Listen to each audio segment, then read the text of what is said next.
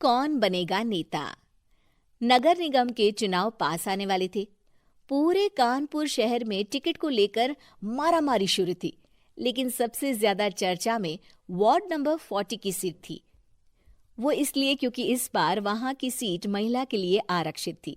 अब सवाल ये था कि चुनाव लड़ेगा कौन। इससे पहले ठाकुर साहब वहां से पार्षद थे और इस बार उन्होंने अपनी पत्नी सीमा ठाकुर को टिकट दिलवाई और ठाकुर साहब की शान के कारण सीमा जी ने 20,000 वोटों से चुनाव जीत लिया। अरे बधाई हो सीमा भाभी, अब तो आप वार्ड की पार्षद बन गई हैं। अब तो हमारे काम आप ही करवाएंगी। अरे ये तो सिर्फ नाम की पार्षद बनी है, वो तो महिला सीट आ गई, वरना पार्षद तो मुझे ही बनना था। अब भले ही चेहरा इसका होगा, लेकिन पावर तो मेरी ही होगी। अरे वाह भाई साहब, क्या दिमाग लगाया है आपने भी। आइए आप लोग, खाना लगा दिया है सबके लिए।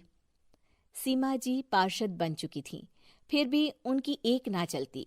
सारे काम ठाकुर साहब खुद ही संभाल लेते और जहां जरूरत पड़ती वहां सीमा जी का अंगूठा लगवा लेते।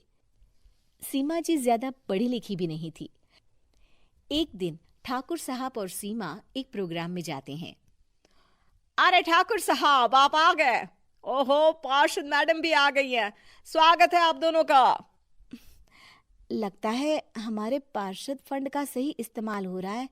चलिए अब उद्घाटन करते हैं। ये लीजिए ठाकुर साहब कैची, आप ही सबसे पहले प्रवेश कीजिए। सब लोग आगे निकल जाते हैं और सीमा जी पार्षद होने के बावजूद भी पीछे खड़ी रह जाती हैं। वो देखती हैं कि वेलकम बोर्ड पर उनका नाम है, लेकिन महिला होने के कारण कोई उनका सम्मान नहीं कर रहा। अगले दिन एक आदमी उनके घर आता है। अरे ठाकुर साहब नमस्कार।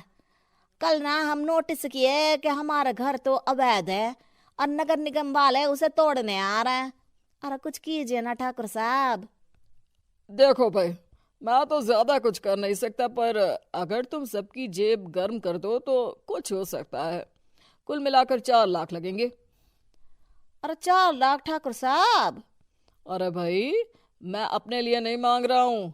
दरोगा है, इंजीनियर बाबू है, बड़े साहब है, सबको देना पड़ता है ना थोड़ा थोड़ा। बोलो है मंजूर? तभी वहां अचानक सीमा जी आ जाती हैं। अरे ये आप क्या कर रहे हैं? पहले इन्हीं लोगों से तो आपने वोट मांगे, अब इनसे ही पैसे ले रहे हो।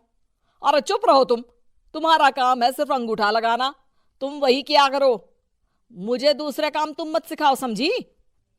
और तुम ना जाओ, अब पैसे लेकर आओ, वरना जेसीबी किसी भी वक्त आती होगी। सब कुछ ऐसे ही चलते रहता है। एक दिन सीमा जी और ठाकुर साहब को एक लोकल मीटिंग में बुलाया जाता है। वहां पर कई और अधिकारी लोग भी मौजूद रहते हैं। अब मैं चाहूंगा कि ठाकुर साहब हमारे बीच 2 शब्द कहें। मेरे प्यारे भाइयों और बहनों, आज मेरा सौभाग्य है कि मैं आप सबकी सेवा दिन रात कर पा रहा हूं। आपने मेरी पत्नी को भारी मतों से जिताया है, इसलिए मैं आप सभी का शुक्रगुजार हूं। मैं आप सबसे वादा करता हूं कि हमेशा की तरह हमारे वार्ड में किसी को कोई तकलीफ नहीं आने दूंगा। सभी लोग तालियां बजाने लगते हैं।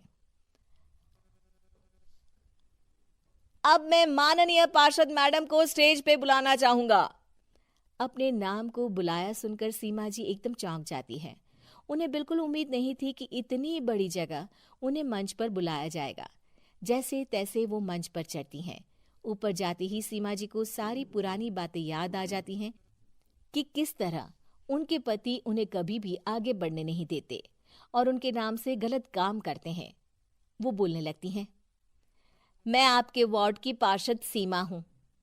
आप में से बहुत कम लोग ही मुझे जानते होंगे, क्योंकि इससे पहले मुझे कभी ऐसा मौका ही नहीं मिला। सारे मौके मेरे पार्षद पति यानी आपके ठाकुर साहब ही लेते रहे, लेकिन आज ये मौका मुझे मिला है तो मैं इसे ऐसे ही नहीं जाने दूंगी।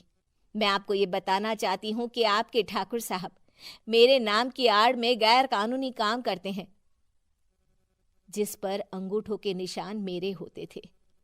इसीलिए मैं अपनी गलती मानती हूँ और आज अपने पद से इस्तीफा देती हूँ, ताकि आगे से कोई गलत काम ना हो पाए। अब फैसला आप सबके हाथ में है कि आप हमें क्या सजा देना चाहते हैं। सीमा जी की बातें सुनकर ठाकुर साहब के चेहरे का रंग उड़ जाता है और वो शर्म से मुंह नीचा करके वहां से चले जाते हैं और पद से इस्तीफा देकर ही सही सीमा जी अपने आप में आत्मविश्वास महसूस करती हैं।